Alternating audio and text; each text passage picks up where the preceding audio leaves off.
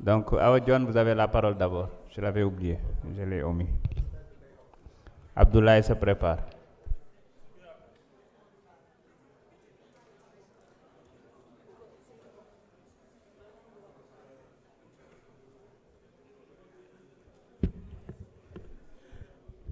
Assalamu alaikum wa rahmatullah.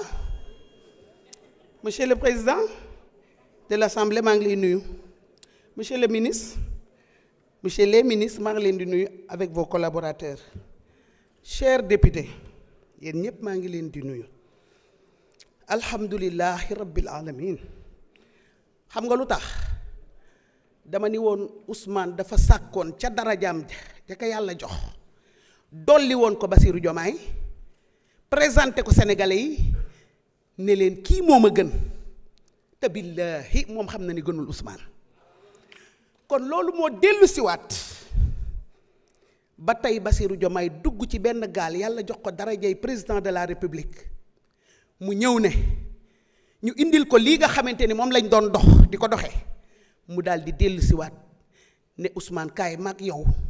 lii nga may def ak yow ak ministre bi premier ministre waaye booba mënoon naa nanguwaale un premier ministre super fort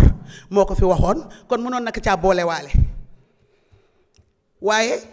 comme daraja ji ñoo ko bokk léegi alhamdulillahi rabbil alamin kon daraja ji ko ci Ousmane doxoon kon sàkkaat na ci delloo ko ñu nangul ko ko D'Artagnan dafa taxaw fii léegi ne mandat bii nga xamante ni moom la ñu yor mandat bi bu soobee yàlla nañu xam ni bilan bi du ñu rëcc ñun ñaar ñëpp ñoo ko bokk Ousmane ak Bébé looloo tax nag ñu bëgg a gar suñu tànk tubéy bëñ bu wadd tànk bu damm lañ ci yamale bu soobee yàlla lu réew mi laaj danañ ko ko jox ànd ko ak kii nga xamante ni moo jiite réew mi loolu laa lay tontu yow may dellu siwaat nag di wax ci ñi nga xamante ni ñoo ñu yilif en 2022 l'Italie je salue la diaspora sénégalaise Turquie Grèce Portugal Espagne ak Italie gi nga xamante ni fa laa bokk en 2022 élection législature Bassirou Diomaye mii dafa ñëw Italie ne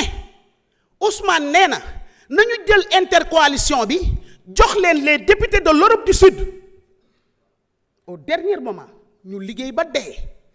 tey bañ leen ko joxee anam ñu daw ak sunuy député benn tey loolu moo dellu siwaat waa jii toogoon fii tey man je suis de Cikki sama baay Cikki la soqee ko je suis de Koursaafi kon mën naa koo tontu ndax dafa ànd ak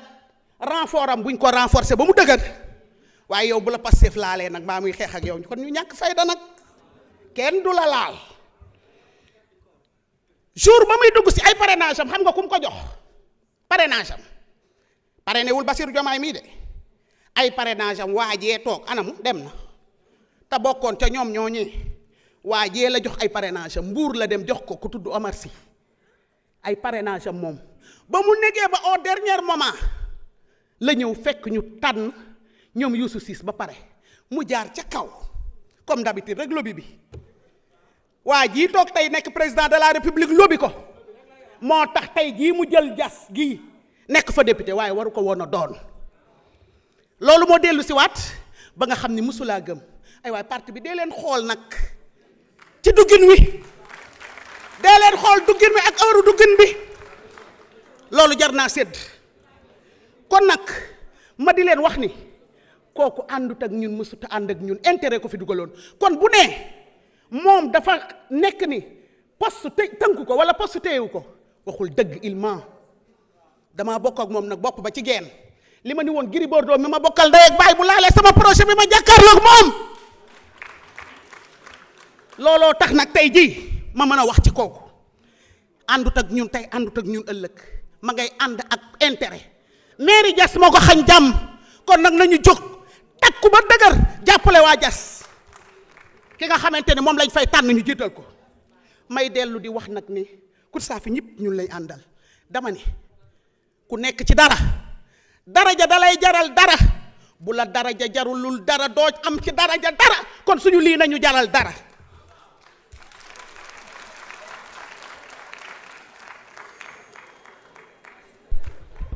Merci, honorable. Abdoulaye Tall, vous avez la parole. Aïssata Tall se prépare.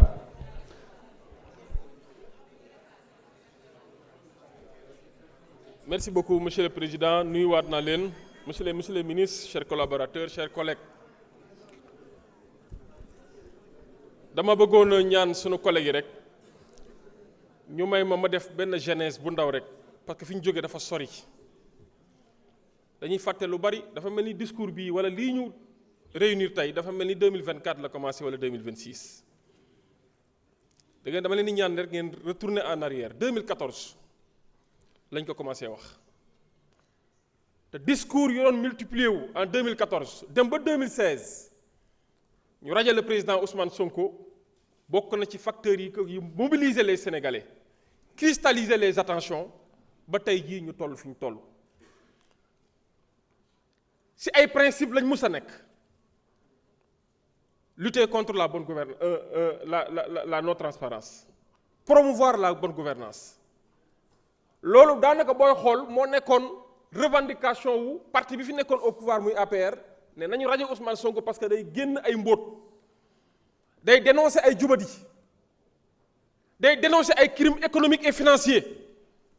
nga gis leen ci télé yi ci médias yi ba ci ici ci tribune Assemblée nationale ñuy taxaw di revendiquer sa radiation. Et en toute réplique le président de la République n'a pas hésité à signer le décret de radiation loolu bu ñu ko fàtte principe yi moo taxoon moo ñu boole woon ñuy xeex ma bàyyi fa ma nekkoon keneen bàyyi fa mu nekkoon jël ay risques ñëw ànd ak Pastef actuel président de la République allez-y interroger YouTube allez-y interroger les bandothèques des télévisions ou les médiathèques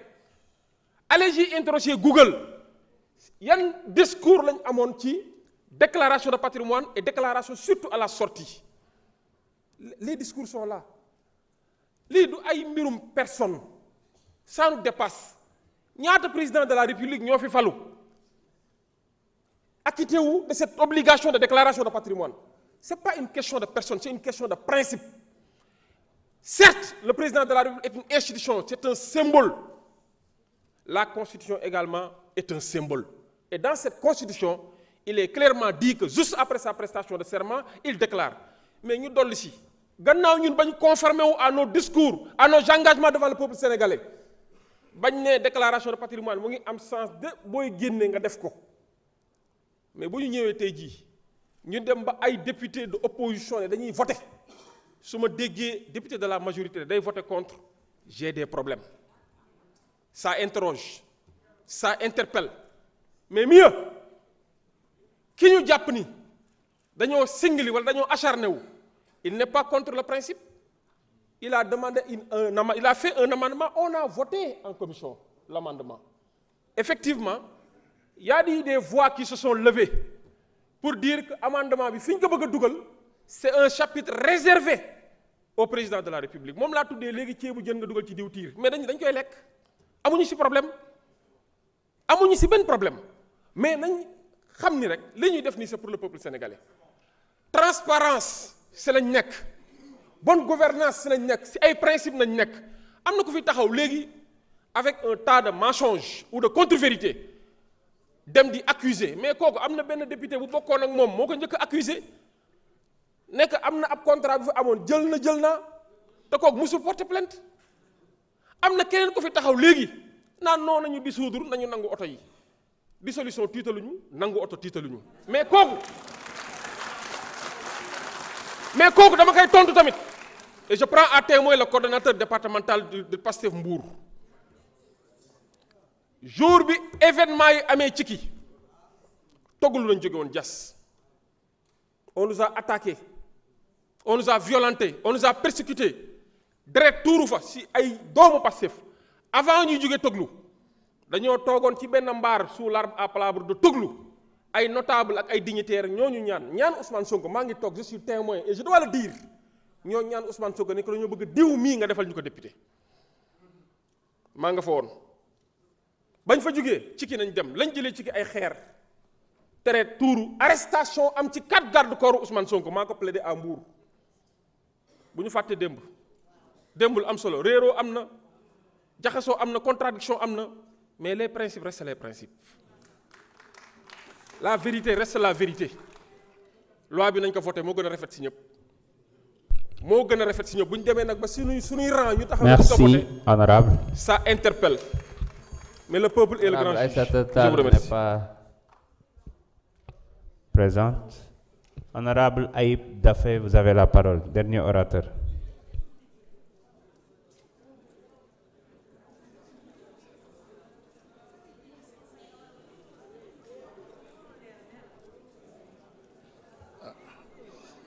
Salam alaikum, Monsieur le Président de l'Assemblée, Monsieur le Ministre, S'il vous plaît. chers collègues, Chers collègues, s'il vous plaît. maa ngi leen di nuyu di rafetlu proposition de loi modifiant l'article 37 de la Constitution di féliciter suñu collègue Amadou Ba nga xam ne moo initié proposition de loi bi di ne incha allah su neexee yàlla comme nuñ ko voté woon en commission nañ ko voté également en séance plénière parce que mbir mi pour man jarul débat bu gudd jarul ay débat yu passionné parce que les choses sont très simples dañu am constitution bi transparence wax ci bonne gouvernance ñu am le code de transparence dans la gestion des finances publiques moom itam ne faw ñu jël déclaration de patrimoine daf ko loi daf ko obligation ba pare ne toutes les hautes autorités tous ceux qui sont détenteurs de l'autorité publique daaw rek en 2025 le gouvernement à travers le ministre de la justice garde des Sceaux tey moo fi toog c'est vrai que keneen la woon mais c'est la même institution ñoo fi ñëw indi le projet de loi sur la déclaration des patrimoines article 1er wax ci les personnes mentionnées à l'article 2 de la présente loi doivent dans les 3 mois qui suivent leur nomination ou leur élection formuler une déclaration certifiée sur l'honneur exact et sincère de leur situation patrimoniale etc. ba pare lu ci ëpp te gouvernement bee ko initié président de la République moom moo déposé projet de loi bi alinéa 2 ne la même obligation est applicable dans les 3 mois qui suivent la cessation des fonctions la même obligation est applicable dans les 3 mois qui suivent la cessation des fonctions mooy maanaam loi sur la déclaration des patrimoines ba nga xam ne jamono ji OFNAC moo ko géré di publier ñu déposé wul di ci féliciter quand même Assemblée nationale parce que vraiment am na ci un respect quasi total de ñoo xam ne c'est les assujettis au niveau de l'Assemblée nationale en commençant par le président de l'Assemblée nationale et tous les membres du bureau qui se sont acquittés sauf suñu benn collègue ñu koy ñaan mu dem nga xam ne boor bële la bokk ñu koy ñaan mu dem complété ji incha allah mu dem déposer mais lu ci ëpp solo mooy maanaam ñëpp muy ay chef magistrat yi même préfet yi gouverneur préfet sous-préfet dañ ko ne da nga war a déclarer sa patrimoine su sa fonction yee jeexee dans les 3 mois qui suivent la cessation de ces fonctions nga ñëw déclarer waat mais ñun à plus forte raison ku nga xam ne moo chefé les préfets les gouverneurs parce que gouverneur il représente le président de la République et les ministres le préfet représente le président de la République et les ministres dans son arrondissement dans son département le sous-préfet pareil tey ñu ñëw suñu collègue Amadou Ba ñëw ne léegi loolu anomalie la parce que mënuñoo laaj sous-préfet dara te laaj ñu ko président de la République loolu nañu dugal ci proposition de loi bi singali wuñu kenn personnalisé wuñu kenn mais ñëpp war nañu xam ne lii lu jaadu la looy laaj sous-préfet nag war nga am sañ-sañ laaj ko président de la République loolu moo nekk dans la proposition de loi ñu ñëw gouvernement bi indi amendement parce que gouvernement ba damay rappeler proposition de loi constitutionnelle dañu accusé woon ni dañoo bëgg a suufeel président de la République daf ko au même niveau que premier ministre ak président assemblée nationale alors que moom mooy le gardien de la constitution tey nag ñu bàyyi analyse ñu bàyyi angle boobu ñun di benn angle léegi nañ jël président de l'assemblée nationale ak premier ministre daf leen même obligation que président de la République raisonnement bi tey angle bi daa changé ñu nangul leen ko ne dañuy adopté nañ ko donc coow waratul am lan moo des ñun député yi incha allah nañ ko adopté au 3/5 président de la République promulgué ko loi bi jàll entrer en vigueur jarul tey ay référendum yoo xam ne ay milliards lay coûter. Donc pour man les choses sont très simples te incha allah su neexee yàlla groupe parlementaire Pastef les Patriotes dina adopter cette loi au 3/5. ñuy ñaan nag monsieur le ministre le président de la République promulguer ko parce que la balle est dans son camp. Tout le reste je pense que jaru ko c'est de la diversion et nous on reste focus sur le mandat des Sénégalais qui nous ont donné pour la transparence, pour la bonne gouvernance et la reddition des comptes. Je vous remercie. Merci. La liste des orateurs étant épuisée, je vais inviter notre collègue Amadou Ba, auteur de la proposition de loi, pour 30 minutes.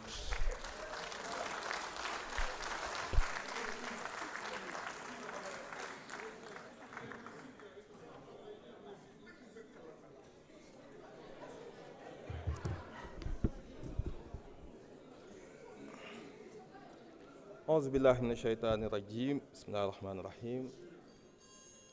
sallallahu ala sayyidina muhammad wa sallim. Asalaamaaleykum mbooloo mi, monsieur le président.